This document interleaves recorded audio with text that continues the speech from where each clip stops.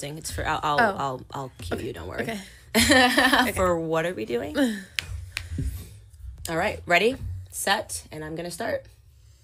All right, guys, we are rolling into the next episode of the Candace Owens Show, and I am super excited for this conversation, talking all things feminism. Most of you guys have figured this out. I say it all the time, but I am not a feminist, and I'm so proud of that. And there are so many elements and so many different conversations that are happening right now. I have such a good guest today to discuss them all with me. Allie Stuckey, welcome to the Candace Owens Show. Thank you. Thank you for having me. Well, let's get the elephant out of the room. Ready? Okay. You're pregnant. I am pregnant. Okay. You know, it could be from all the Chick-fil-A that I've been eating too. I eat waffle fries probably 4 times a week. And so could be the baby, could be the carbs. Hard to tell. But I think in 2 months, we're supposed to have a human. Yeah, it's 2 months. Wow. I didn't realize you would do that soon. I know. About 2 months, like 2.5 months. It's and this crazy. is your first child. This is our first, and it's a girl. And it's got to be so interesting. So we were just talking about this a little bit before we got started, but it's got to be really interesting for you having your first child. And this abortion debate is really heating up in America at the same time. And I can only imagine, because I'm so emotionally affected by everything that's going on. And I'm not pregnant and I have no children. Totally. What's it like for you? Yeah. Well, I was always pro-life. I was pro-life, of course, before I got pregnant, but it does make it more real. And that's not to say that you have to have kids in order to have a real, authentic reaction to abortion and to be very passionate about it. Of course, I know so many people, you included, who are really passionate about the subject, who don't have kids yet. But when you see your child on the monitor, when you're getting a sonogram for the first time, and you see at just 10, 11 weeks, so still that first trimester, when people are saying, it's nothing.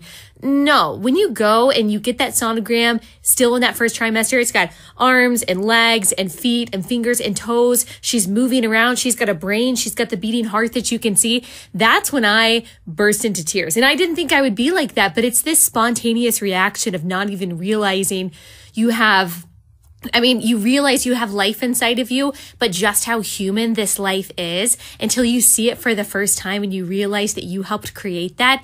It's an amazing feeling, but you also just realize, wow, these babies every day, thousands a day, people without even really thinking about it because they're told they're clumps of cells. They're just being discarded and painfully dismembered. And it makes it a lot more real and also a lot more emotional. Do you judge people, and judge is a harsh word, but do you judge people that are pro-choice? I mean, because I will say I started out pro-choice. Everybody knows my story. I started out on the left, so I can't deny. And I actually try to be really much more sensitive, which is not usually, that will never be an adjective that's used to describe Candace Owens. But I am a little bit sensitive to people that find themselves so adamantly pro-choice, because where I think it comes from, first and foremost, the education system does a tremendous disservice to all women. When we're in school, we learn about abortion like we're choosing our shoes in the morning. Like, hey, would you like to wear a brown shoe or would you like to wear a black shoe? Do you want to have the baby or not? Yeah. And it's very flippant. Right. And then they also put a tremendous amount of pressure on women. Like when I was in school, they would say, like, this baby's life is going to be awful if you don't have a 2-car garage and a husband. And then you think you're almost being responsible if you do choose to have an abortion. Right. And what I think maybe happens for a lot of people is they have an abortion at a young age because they learned it this way. And then they feel like they have to adamantly defend it because they don't want to be a hypocrite. Yeah, totally. I think what I found is that a lot of people who either had an abortion themselves or who have been passionately defending it, they don't really know what happens. And so the podcast on which I have said, okay, I'm just going to tell you guys what happens in a first trimester abortion, a second trimester abortion, and a third trimester abortion. And you guys can decide for yourselves if you think that this is something that's defensible based on someone's socioeconomic status or the situation that is surrounding their conception. You guys can make that moral judgment. And most people, whether they're religious or not, whether they're liberal or not, once they really think about it, once they realize the brutality, just the physical brutality of abortion and the barbarism of it, they just can't bring themselves to say not only that that's okay, but why that's okay. It becomes really indefensible once you realize what you're doing to a child who is completely vulnerable. What I respect is people who are willing to make that moral step or logical step, who are saying, you know what? I thought I knew what abortion was. I thought it was all about autonomy. I thought it was about women's rights. But I was just ignorant. And now they've learned what it is, and they kind of take an about face and say, okay, I have this information. There's something I have to do about it. I can't just stay the way that I was. The people that, and I don't even want to say judge. Of course, the Bible tells us not to judge people, as in don't condemn them in the sense that, of course, we all make mistakes and have erroneous thought processes, but the people who know what abortion is exactly, like NARAL and Planned Parenthood and even some of the Democrats in Congress who know specifically scientifically what abortion is and choose to keep women in the dark, choose to deceive women into thinking that this is what's best for them. This is, like what you said, the most responsible thing to do. I certainly judge their actions as wrong, and I certainly condemn their actions as wrong. I think that there's redemption for anyone. I think there's grace for anyone. I saw the Unplanned movie, and one of the actors in the movie actually was a former abortion doctor. He performed thousands of abortions, but now he's moved over to the pro-life side, and I think that's an incredible testimony. That's amazing. Right. I don't look at him and say, wow, well, you know, you're still really guilty for that. I say, no, oh my gosh, you learned from that experience and you are doing so much good for this movement now. There's redemption for absolutely anyone, even someone like Cecile Richards. Right. But do I think what they're doing now is awful and completely condemnable? Yes, I do. Yeah. I think the main ingredient that it takes for you to change your heart and your mind is humility, right? Yeah. And most And people it's don't hard. have that. It's hard to look at yourself and your former self and say, I was completely wrong. Yeah. And so I had girlfriends in college that got abortions, and I think about the way that, first and foremost, for some of them, it deeply affected them as well. And then other ones of them made it seem like it was a joke because they learned in high school that it was a clump of cells, and they would make these sort of horrible jokes. And even when I wasn't pro-life, when someone would make a joke about getting an abortion, I'd be like, that, you know, that's a little too dark for me. Yeah. Right? And I think that you do something like that, and it's really hard to commit and to have the humility to say, I did do this, but I am now adamantly pro-life, and here's why. And I always want to provide a platform and a bridgeway for women to say, I did it, it was wrong, right, and I'm ready to come over to the other side. And that is, I think, is the most important thing that we can do is to make people know that it is okay to change your mind on issues, especially when that issue is a human heartbeat. Yeah. The Black community is the most negatively impacted by abortion. It is. 800 Black babies are aborted every single day. I talk about this all the time. I don't know where Black Lives Matter is on that. Yeah. But I actually do want you to talk a little bit about what happens, the abortion process in the third trimester. Yeah. Well, in the first trimester, they make it seem like it's really easy. You just take a pill that actually poisons the child and you pass the child. That's really between anywhere from 4 to 8 weeks when the child still almost is small enough to just kind of pass through. It's very painful for the woman. There's about cramping that happens for about 24 to 48 hours. After that, though, the child is too big to actually just pass. And so you have to take out the amniotic fluid, and then you have to dismember the child to make sure that the child is fully taken out. And so you dilate the mother, and then you take the child out of the uterus one piece by one piece, and you lay it on a table and you say, okay, do we have the head, the hands, the torso, the legs? You make sure that you have everything in there, stick a vacuum up the cervix, and you take the rest of the stuff out just to make sure that every bit of contents, every bit of fetal matter is out of the woman. And then the third trimester, of course, is really complicated because you've got a fully formed child. Third trimester, they have been able to survive outside the womb for at least 7 weeks. And that child has been moving around for a long time. That child, right now, I am 28 weeks. And if she were born right now, she would have a 99% chance of living outside of the womb. So really good chances. So that's third trimester. I just started my third trimester. So what you have to do is you have to induce labor. Usually there are a couple different procedures, but you induce labor, you partially birth the child, and then the doctor makes an incision in the back of the baby's skull, and they take a vacuum tube type thing, and they put it in the back of the baby's skull, and then the brain matter is sucked out until the child's skull collapses. And that's not hyperbole. That's not an emotional argument. You can actually look up DNX abortion. It's dilation and extraction. And you're going to find that not just on a pro-life website, but you're going to find that on, AmericanPregnancyAssociation.com. I don't know if that's the real website, but you're going to be able to find it in these mainstream organizations. That's exactly what a third trimester abortion is. And there are a couple other methods as well. But when you're dealing with a fully formed child, there's nothing that's going to be less than barbarism. There's nothing that's going to be less than Murder. mortality. And we heard the Governor Northam of Virginia actually say, okay, well, sometimes, somehow, these kids actually survive an abortion, particularly the one where the abortion doctor has to cause a heart attack in the unborn child in the third trimester and then deliver the child. Sometimes the child survives. And so we heard Governor Northam say, if that happens, you deliver the child, you put the child off to the side on a table or whatever, and then the mother and the doctor decide what to do.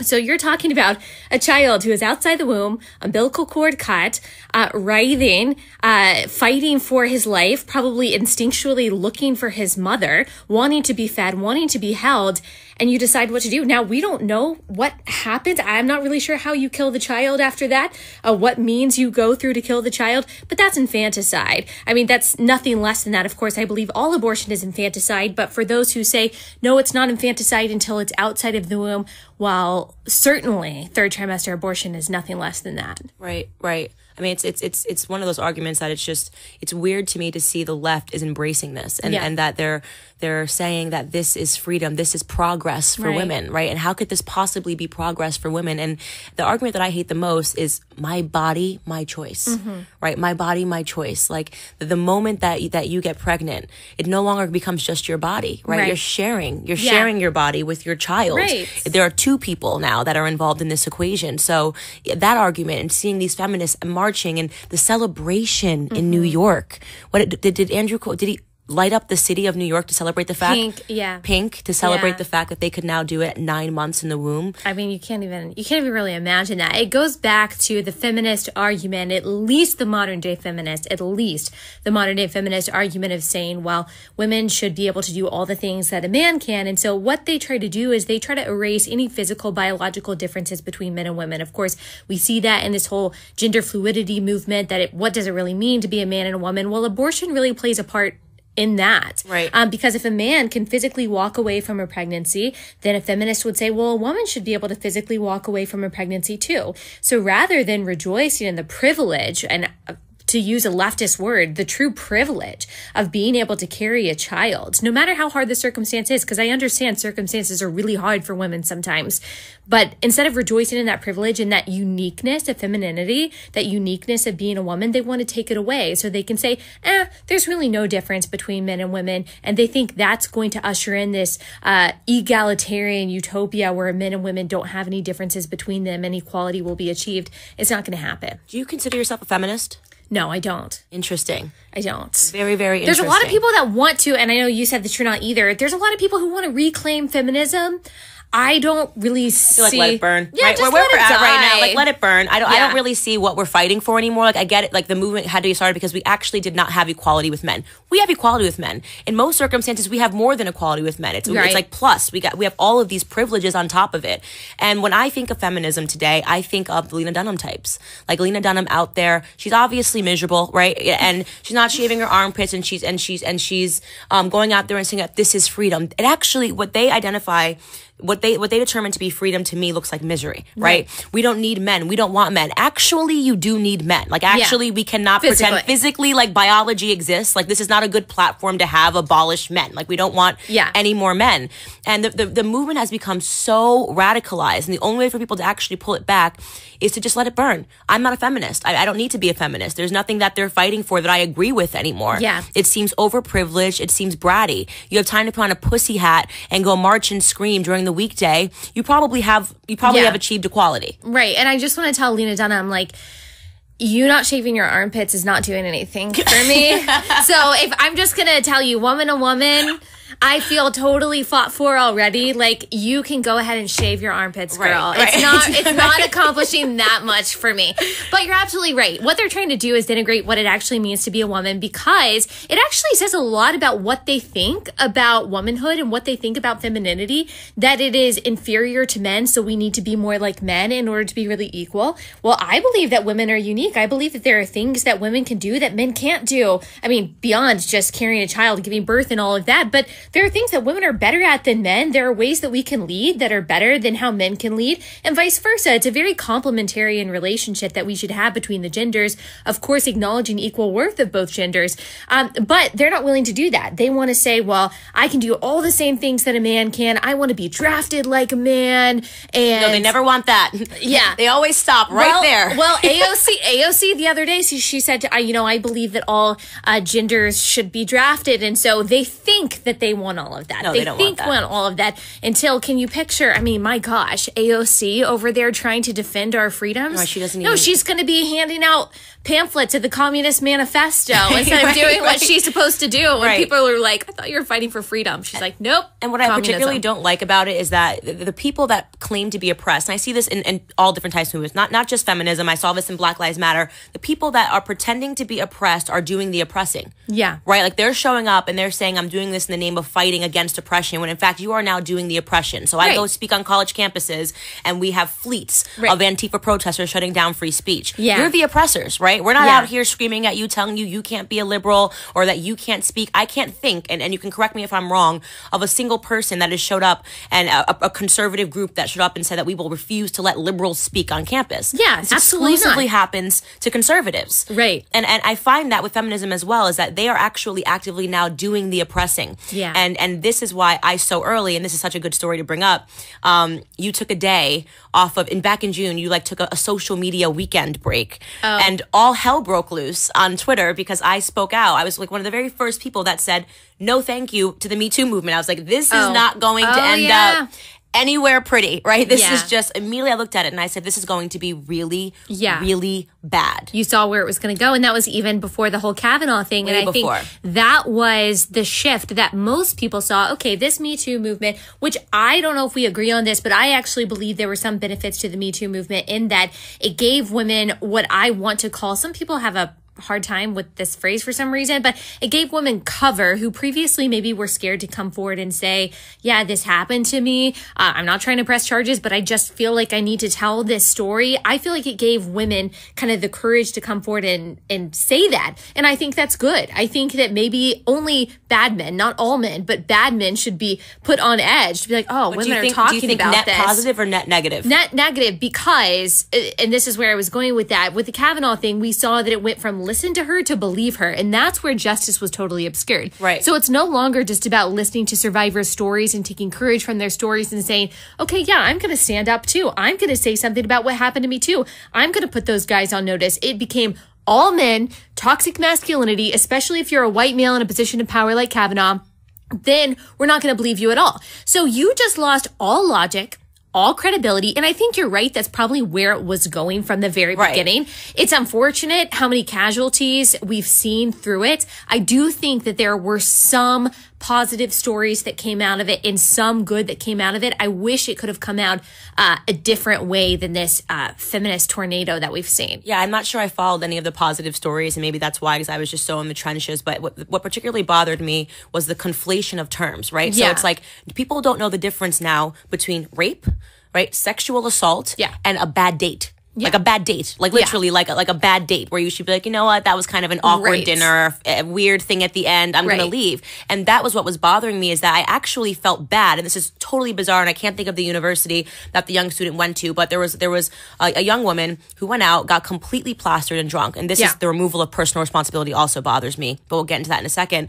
And then the next morning she woke up in the dorm of some young man, and she said like she didn't remember what had happened, and so she went to the police immediately and said that she was sexually assaulted or raped. And it turns out they were able to look at all the tapes and everything happened, and she was the aggressive one. She took him back, and he had already dismissed him from school, right? And I don't know where it ended up now. He could be back in school, but what personally bothered me about it is I also felt bad for her. Yeah, they're now actively teaching women that everything is rape, right? If you have a bad memory, like when I was in college and people did that stuff, it was like I got way too drunk last night, and they would reflect and they would say, I did something bad. I don't want to drink to that point anymore. And they would correct their behavior. Totally. Now for women, it's, we can't do anything wrong no matter what. It's the fault of men. And I can't stand the removal of personal responsibility. And you can't talk about personal responsibility without someone calling you a victim shamer or something or a victim blamer. Like you must hate women and you must blame all victims. And I say no, because you know what? I've been there. I had a stage in college where I was crazy and I was drinking too much. I had one semester of college. I was like the goody two shoes, and then one semester of college, I was like, I'm just gonna live it up. And it was bad. I regret so much that semester of college that I literally spent wasted. And I made a lot of mistakes, and my friends made a lot of mistakes in the same time, but never did it occur to me that this wasn't my fault. I was making those decisions. I made a conscious decision to say, you know what? I'm going to drink this much tonight, or I'm going to do this, or I'm going to go to this bar. That's not to say that the other parties involved ever with anyone are not also to blame, but to not take any responsibility, to not have any wisdom whatsoever. I think back to some of the things, and nothing too crazy, but just some of the places that me and my friends went when we were like downtown and things like that. You're like, oh my gosh, thank God for protecting me during that stupid and rebellious time of my life, because it could have ended up in a million different places. Like weeks I don't remember in college. Entire blackout weeks. And it's terrible. To be honest with you, I have no idea. And it is terrible, but terrible is good. Shame is good, by the way. And that has been totally lost. Shame is what's wrong. You should wake up and you should feel guilty and you should be shameful. Having those human emotions and owning them and saying, I, Candace Owens, did something that makes me feel ashamed, right? And not running away from them. It allows you to correct your behavior. Yeah. And the left wants to remove shame. Yes. They want you to wake up in the morning and say, oh, that little feeling, let me take it out. And who can I now blame? Yeah. Who is around me that I can blame? And that's such a terrible system. Totally. And that's also not going to fix the issue. Yeah. Right? If you want to fix the issue, teach women how to be personally responsible. Allow them to make mistakes, because they're going to make mistakes. We all make mistakes. Yeah. And allow them to correct their behavior. Yeah. I think that you're right. And you hit the nail on the head for something else that's happening that's even bigger than the Me Too movement. And that is this whole obsession with self-love. That the only important thing that we are supposed to do in our lives, we're told, not just in secular circles, this is in Christian circles too, saying all you got to do is love yourself. And if you feel shame, if you feel guilt about anything, then you just got to toss that out and remember that you're enough.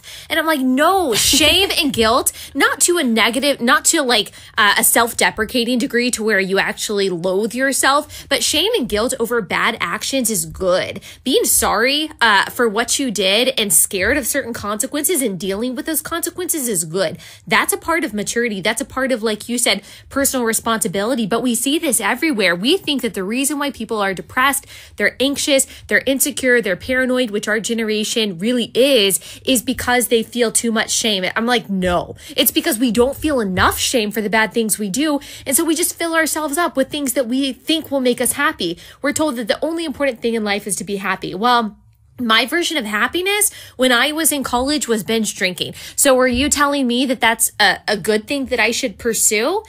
They would probably say yes, and you shouldn't feel bad about it. No, I think that guilt needs to come back into play. Right. Shame needs to come back into play. Right. And responsibility does too. Not to a negative and unhealthy degree, but in a way that actually encourages you to take ownership of your actions. And if you take feminism to the umpteenth degree, which I like to do, and I say, okay, let's just lock ourselves into what the left has said, which is that you don't have to be personally responsible. You don't have to feel any shame. It's never your fault. You don't need a man, right? You can do everything by yourself. You want to have kids. You don't need a man. You don't need a family. Let's destroy the nuclear family, right? Yeah. That's the one thing they really want to see burn is the nuclear family. Yeah. Let's go find those people that actually followed that. Yeah. Do you think Chelsea Handler is happy? Does she sound happy? She just wrote a book and she talks about how she's had to take pills and go on psychiatric medicine to cope with the election of Donald Trump. And then we've got, Sarah Silverman, who speaks about how she suffers through depression. And then we have Kathy Griffin. Do these people look to you like the models? Lena Dunham, do these look like the models of where you want to be in your life? And that's the question I ask myself. And yet they shame people like you, right? You're Christian. You're hot on the the left loves to hate God publicly, right? They're always saying terrible things about God culturally. They mock God. They mock religion. They mock the idea of a woman marrying a man and creating the nuclear family. Yeah. who would you rather be? That's really the objective question that I ask myself. Right. If you want to find fulfillment, are you going to look to these people who are famously unfulfilled?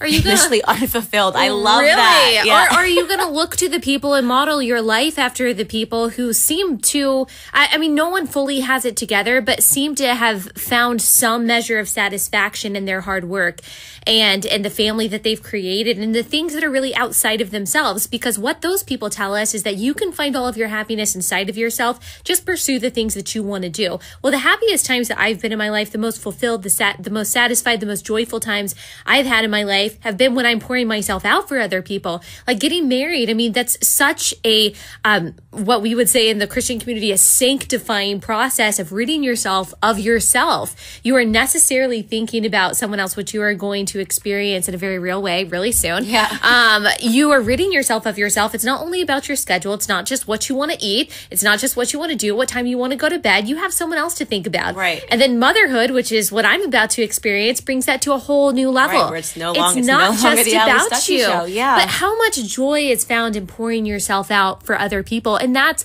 one of the beautiful things about Christianity is that Jesus doesn't call us to more self-love and self-obsession and self-pursuit and self-exaltation. He actually calls us to self-denial, to self-crucifixion, to take up our cross and to follow him, knowing that we might not achieve all of the happiness that the world tells us that we should achieve in this life, but ultimate fulfillment comes in eternity. That's what we find from life in Christ. And the Christian life is not marked by one of self-obsession, but self-denial, which is something that the rest of the world really doesn't understand and doesn't glorify at all. And I think that this is almost why what you're hitting at is why the left glorifies Hollywood so much, because that is the ultimate version of self-love. Yeah. Hollywood, they love themselves more than they could ever love anything else, and they really believe that everything they say should just carry such weight. And hey, I'm telling you who to vote for. Right. I'm Beyonce. Right? Yeah. I'm Beyonce. Go vote for Hillary Clinton. And Yeah. they can't process that there's anything outside of themselves. All they have to do is assign their name to something. Yeah. And the left wants Hollywood to be worshipped because they also want to grow government. And if you want to grow government, you have to reduce the family size, right? They want the government. I always say this when I go speak publicly. In my opinion, they want the government to replace God. Yeah. Right? Totally. They want government to replace mom and dad. They want you to turn to the government for every single solution to all of your problems. Yeah. We have a solution for that. It's no longer prayer. Like I grew up and my grandfather's deeply religious, and we had to pray at every single meal. And he to me was such an example. He married my grandmother when he was 17 years old, and they stayed together until her dying day. So he was just conservative, and he was happy. Yeah. You know, he lived the happiest life, and he's still alive. But my grandmother passed, so they're no longer together. And I see the left actively trying to destroy that because they want to replace. They love atheism because that's the only way they can accomplish their goals, and their goals are communism, socialism, and you can't do that if people believe in anything other than themselves. Well, it's the opposite of what the founders said, that, okay, this society that we're building, this republic, this democratic republic that we're building, cannot function on an amoral, irreligious society. We need the wills and the whims of men and women to be bridled by religion and morality for a free society to work. They knew that. And so the opposite of that must be true as well. You can't have socialism and communism. The state cannot take over unless you have people that don't have any kind of central system or central principles or anything that they are beholden to beyond the government. You can't have socialism without people who are godless and without people who don't have any kind of sense of central morality. That's exactly why you see someone like AOC saying, you know, we're going to provide economic security for people who are unwilling to work, not just unable, but unwilling. So that is showing that she wants that person to be fully dedicated or fully committed to, fully dependent on the government. They don't have a responsibility to God to work hard. They don't have a responsibility to family to work hard. They don't have any sense of shame. They don't have any sense of honor. They don't have any sense of obligation whatsoever. All they have is the government. I think it was the DNC a couple years ago that was their motto was the government is the only thing that everyone belongs to. And I'm like, and that's a huge problem. That's a huge problem. So you're absolutely right. Once you take away God and morality and really the Bible away from people's people's principles or people's set of morals that they have, then you really don't have anything. What else are they going to look for? Right. How long have you been doing your podcast? A little over a year. Okay. What's been the hardest part for you? Because I just think it's very interesting to have like a Christian woman speaking out so publicly, so unabashedly. What has been the hardest part of just being a public figure for you? I think it has been figuring out that I truly can talk about all the things that I'm passionate about and all the things that I really do believe without worrying about polarizing one set of my audience. So you've probably found this too. If your only concern was to gain followers, then you know what you could say that people want to click on. Like, you know what you could say that could go viral. You know what you could say that's going to get you a lot of clicks. But talking about the things that I'm really passionate about, I might have pushed some people away who say, you know what, I like your politics, but I hate your religion. Or I like your religion, but I hate your politics. But to me, they're so interconnected. It is interconnected. That politics and culture are downstream from faith and values. And I'm like, how do I not talk about both of these things? Because these are the real things that are going on in my head every day. When I'm watching Donald Trump or when I'm watching the news or when I'm seeing these culture wars, I'm always going back to the Bible and saying, okay, well, what does God's word say about this? So why would I isolate one part of what I believe or I'm passionate about or I'm truly thinking about throughout the day, because I'm afraid that it might offend some people? And I'm sure it does. I mean, you know, it's the same way.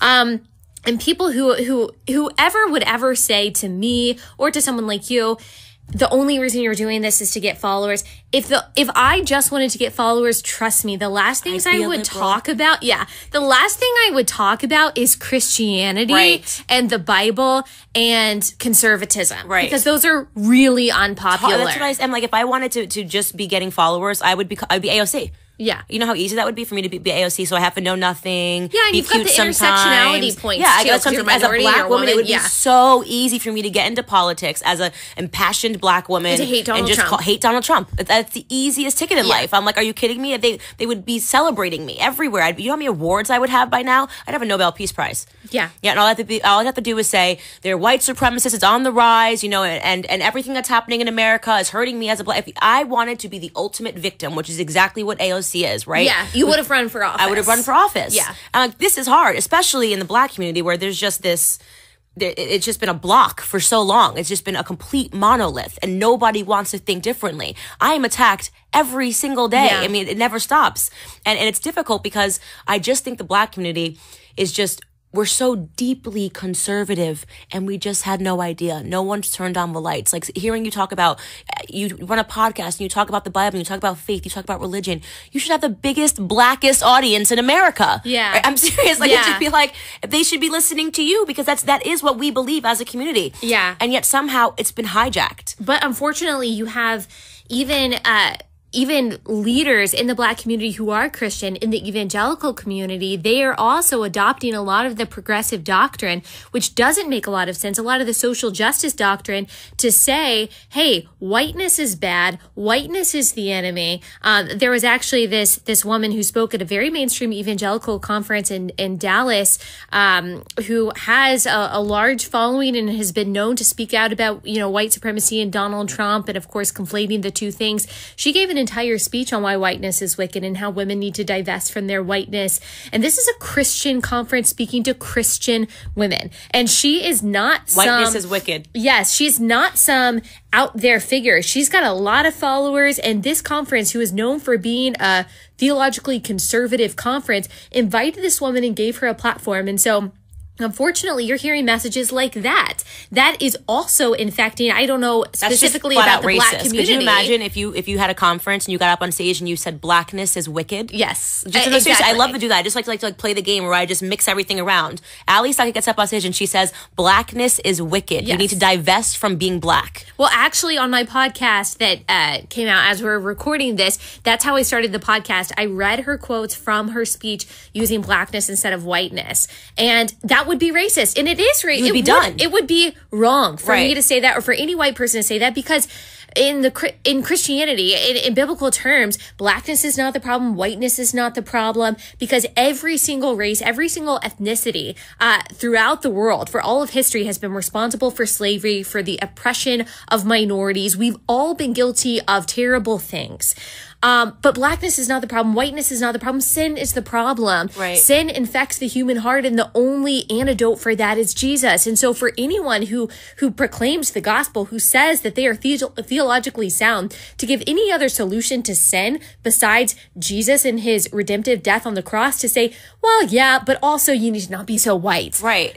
I'm sorry, that's not it. It also is just racist. Right. And that's the thing that I talk about, where I'm just like, people don't realize that we've gotten to a point in society where it's okay and you're allowed to be racist towards white people. That's even the stuff that AOC tweets sometimes. I'm just like, could you imagine if she was talking about the way she speaks about white Republican men? Right. Imagine if you were just tweeting like black Democrat men once again, like you just won't let me be me. You couldn't. You would be skewered. Right. Your career would be over, and you would never ever come back from being labeled as a racist in our society. And that's sort of what I try to get people to understand, is that we're kind of getting into this dangerous spot in society where we're seeing the rebirth of racism, but people thinking that because we survived it, we can now give it out, right? Like we can just be openly racist, and racism is not okay. Yeah, I mean, you have people saying, for example, so you might have white people saying, you know, I'm worried for myself, or I'm worried for my daughters, I'm worried for my future generations because of anti-white racism. And then you have people from the minority side saying, well, yeah, now you know how we feel. And I'm like,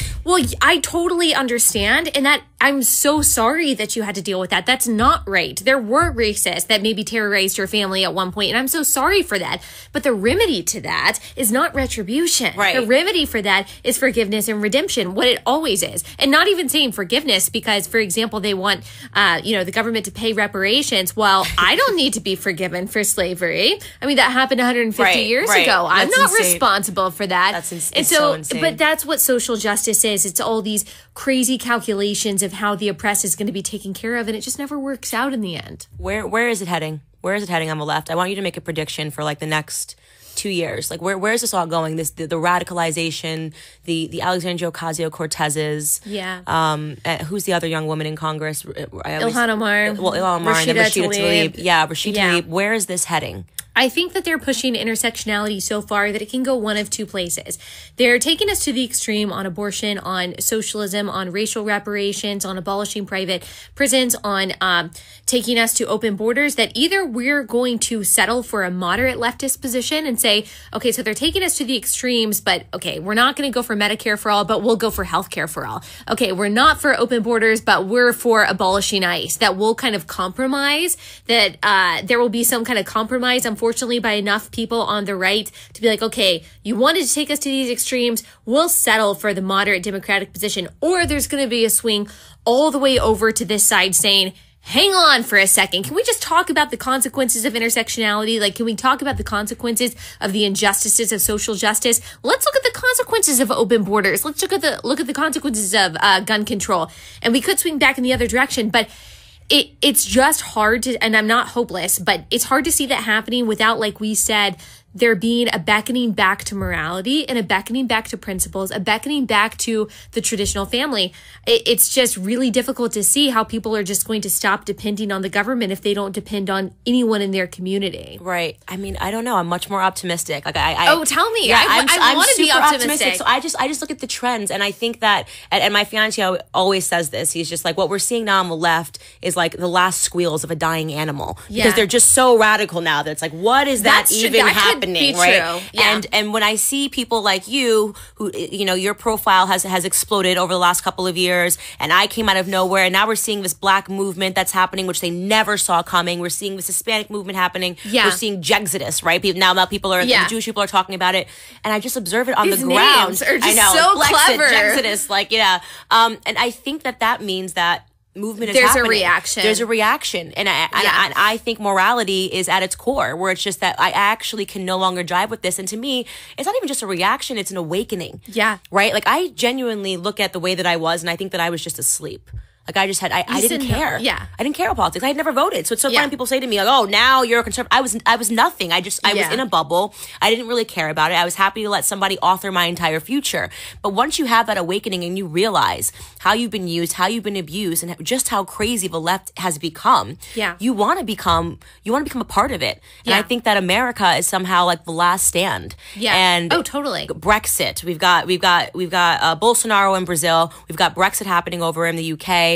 And we have Trump, Yeah. There's something happening. Yeah, I agree with you. I do think that the left probably thought that they were going to take this home. You know, with Hillary Clinton, there's no way that Donald Trump is going to win. We're just going to go this direction. I mean, Obama completely moved our country to the left so radically, more radically than we had seen in a really long time. You could argue maybe that was even a reaction from George W. Bush. Who knows? But he moved our country so far to the left. We disagree more than ever on things like race, on things like homosexuality, things like marriage, things like welfare, immigration.